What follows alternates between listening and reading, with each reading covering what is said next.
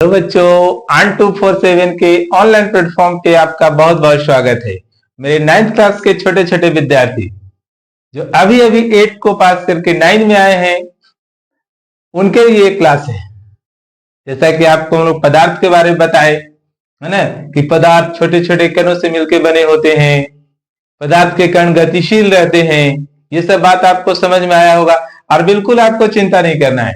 हम यहाँ हैं सारे कॉन्सेप्ट को, एक एक परिभाषा को, एक एक विज्ञान के शब्द को आपके दिमाग तक पहुंचाना है।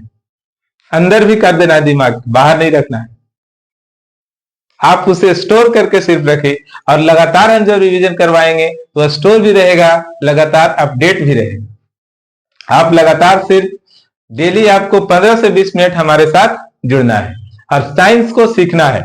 पहले ही क्लास में हम कह चुके हैं कि साइंस को रटना नहीं, बिल्कुल सीखना है, तब आपको साइंस आसान भी लगेगा और 10th जाते जाते आपको पूरा कॉन्फिडेंस रहेगा और 9th के क्लास को 10th के रिलेट करके जोड़ करके आप आगे बढ़ेंगे तो आपका तैयारी भी बहुत बेहतर होगा आने वाले जो भी एग्जाम रहेगा उसमें।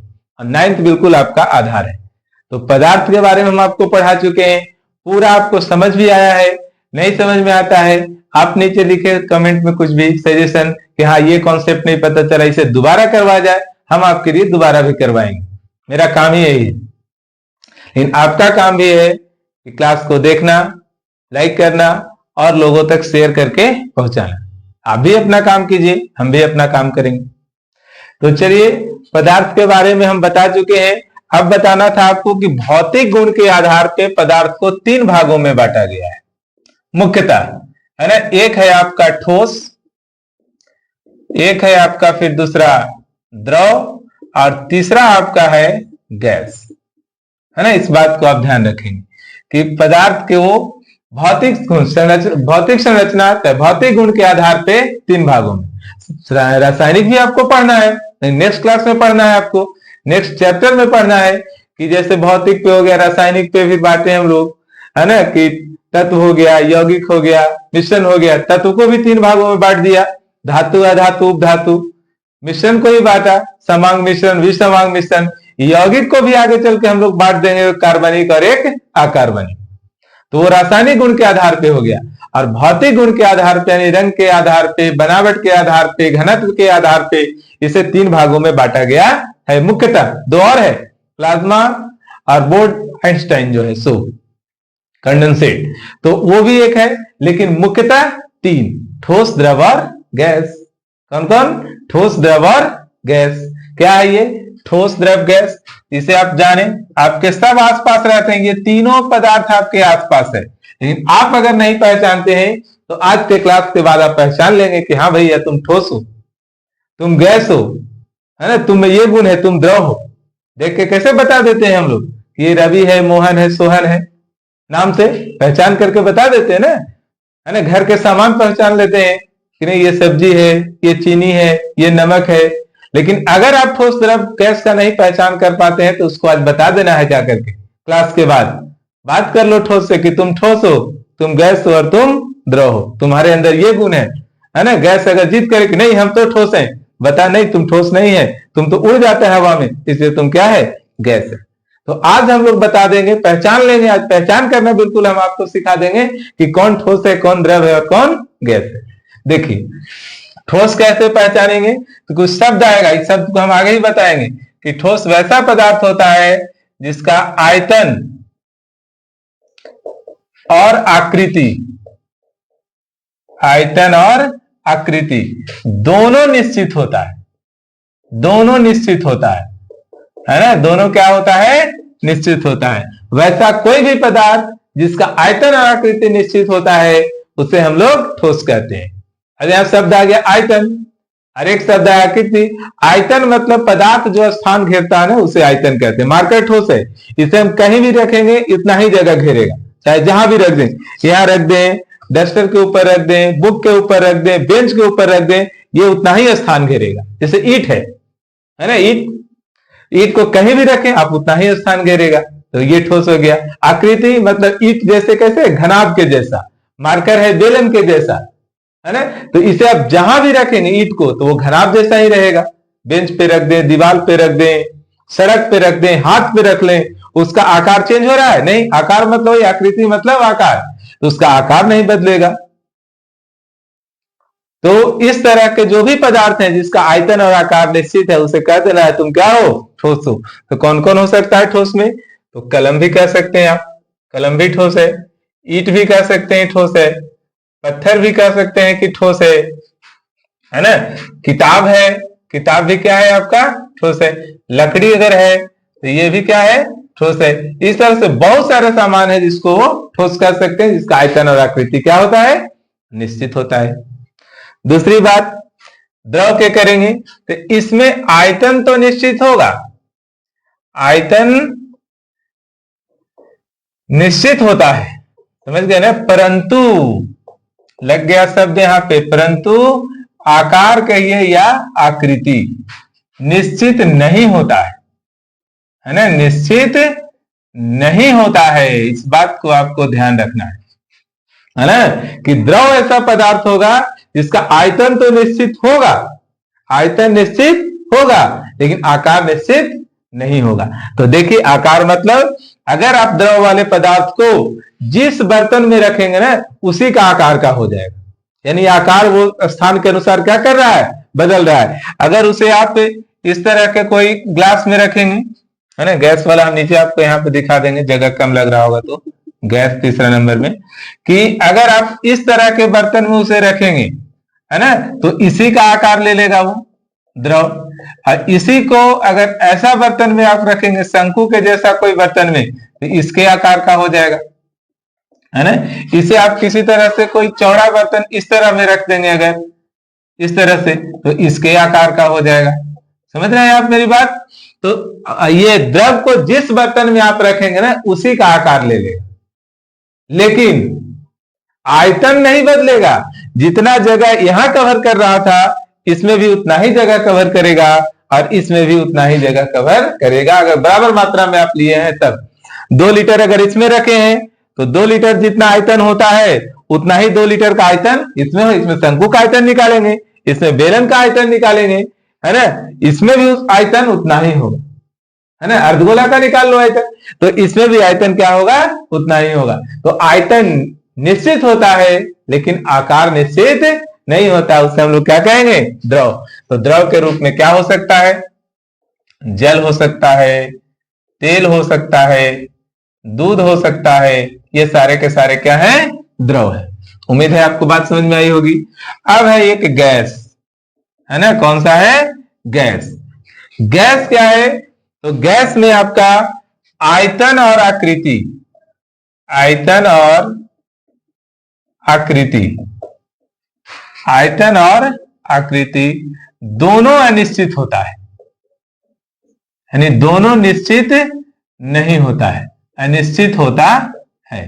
ठीक है, आयतन भी निश्चित नहीं, आकार भी निश्चित नहीं, फ्री है बिल्कुल। ये किसी बर्तन में रखो, उसको पूरा भर लेगा, तो आकार बदल गया, आयतन भी बदल गया, कोई फिक्स्ड वॉल्यूम ही नहीं है इसका।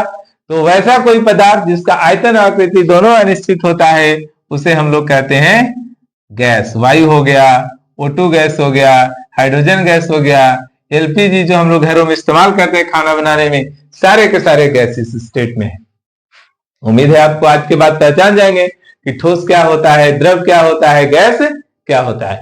अब इसके और भी बहुत सारे गुण हम आपको पढ़ाएंगे। अब बिल्कुल तीनों में रिलेट करके बताएंगे कि ठोस का में जैसे बताएंगे कि ठोस में बहाव का गुण नहीं पाया जाता है, द्रव में पाया जाता है, गैस में पाया जाता है। रिलेट करके बताएंगे। एक चार्ट हम बना के लाएंगे पूरा बोर्ड पे, और उसमें आपको रिलेशन करके बता देंगे, तो आप भी पहचान सकेंगे कि हाँ कौन सा गुण क्या होता है। अब हम लोग देखेंगे नेक्स्ट कुछ प्रॉपर्टीज। डस्टर कहां गया? देखिए, अब कुछ शब्द आएगा, उस शब्द को भी आप पहचानेंगे।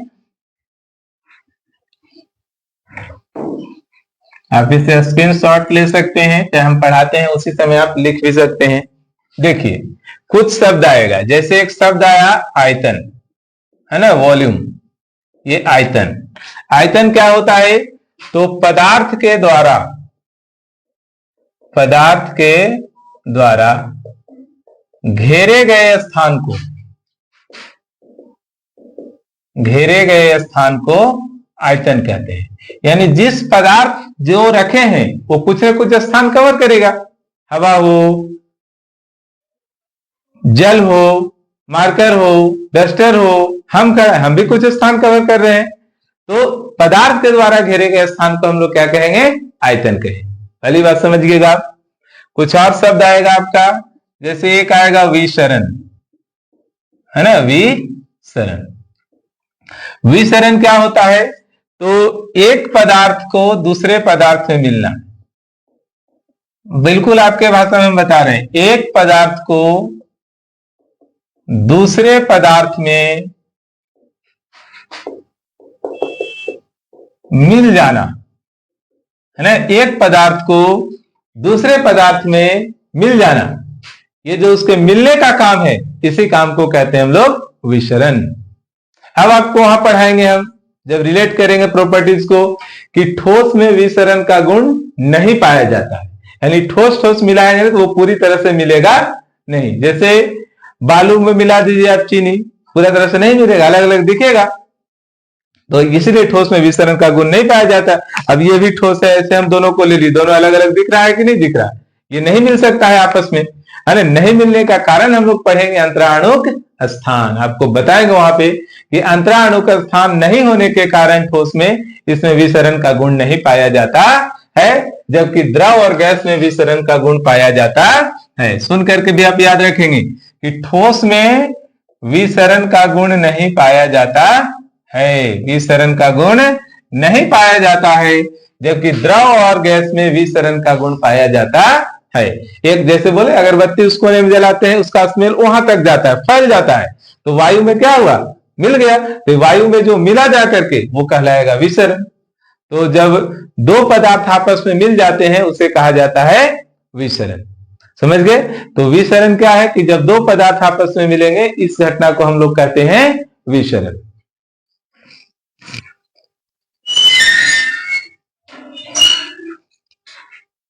समझ गए होंगे आप कि विसरण क्या है। फिर आपको एक शब्द पढ़ना है द्रवणांक, है ना। क्या है ये द्रवणांक। द्रवणांक क्या है कि जिस ताप पर, आप सुन करके देखेंगे यहां से, जिस ताप पर कोई ठोस द्रव में बदलता है, द्रव में बदलता है, वैसा एक आप ठोस को गर्म करें। ठोस की तो प्रॉपर्टीज है कि आप ठोस को गर्म करेंगे तो ठोस से द्रव, द्रव को ज्यादा गर्म किए तो गैस में, वेपर में चेंज हो जाता है। तो ठोस को गर्म करते जा रहे हैं, गर्म करते जा रहे हैं, तो एक टेम्परेचर एक ऐसा आएगा, एक ऐसा ताप आएगा, एक पॉइंट ऐसा आएगा कि जहां पे ठोस आपका द्रव में बदलना धीरे धीरे शुरू हो जाएगा।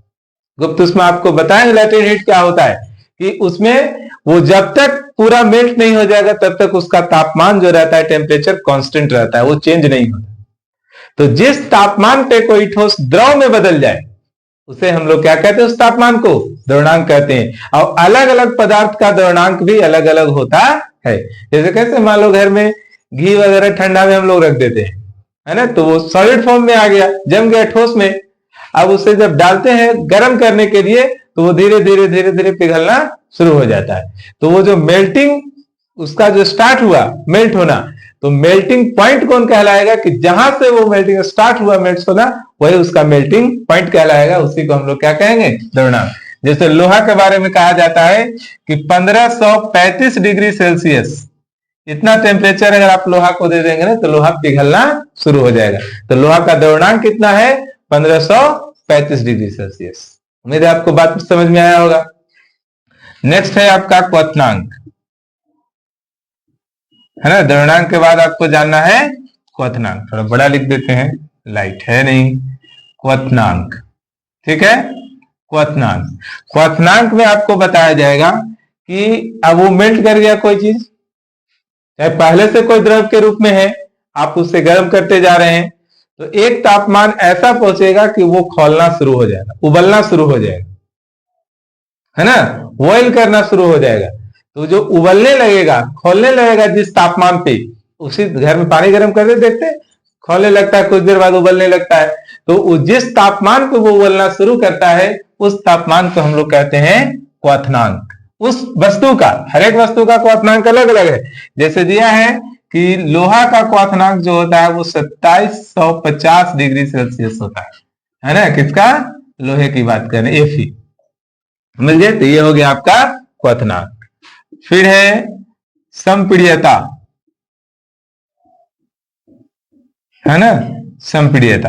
अब इसमें कुछ पदार्थ संपीड्य होते हैं, कुछ असंपीड्य। संपीड्यता गुण है एक पदार्थ का कि जिस गुण के कारण इसे दबाया जा सकता है किसी पदार्थ को, है ना, कि दिख रहा है ऐसा, उसको हम लोग ऐसे दबा करके, दबेगा नहीं कि वो कंप्रेस्ड होगा। अगर उसमें कंप्रेस्ड हो रहा है तो वो पदार्थ कहलाएगा संपीड्य। और ये प्रोसेस जो होता है ये कहलाता है संपीड्यता। तो आपका गैस ही संपीड्य होता है। द्रव को बहुत कम किया जा सकता है, संपीड्य होता है। और ठोस और द्रव जो होते हैं, ठोस और द्रव, ये असंपीड्य होते हैं, यानी इसे नहीं दबाया जा सकता है। इसे नहीं दबाया जा सकता है। किसे? ठोस को और द्रव को। जैसे ठोस आप कोई वस्तु ले, है ना, मार्कर, इसे आप दबाएंगे, ये दबेगा नहीं, तो असंपीड्य है। ईंट को दबाएंगे दबेगा, लकड़ी को दबाएंगे दबेगा नहीं, दबेगा। तो जो नहीं दबेगा वो असंपीड्य है, जो दबता है वो संपीड्य है। समझ गए? तो क्यों नहीं दबता है? तो इसके पीछे कारण है कि इसमें अंतराणु का स्थान नहीं होता है। नेक्स्ट क्लास में आपको बताएंगे।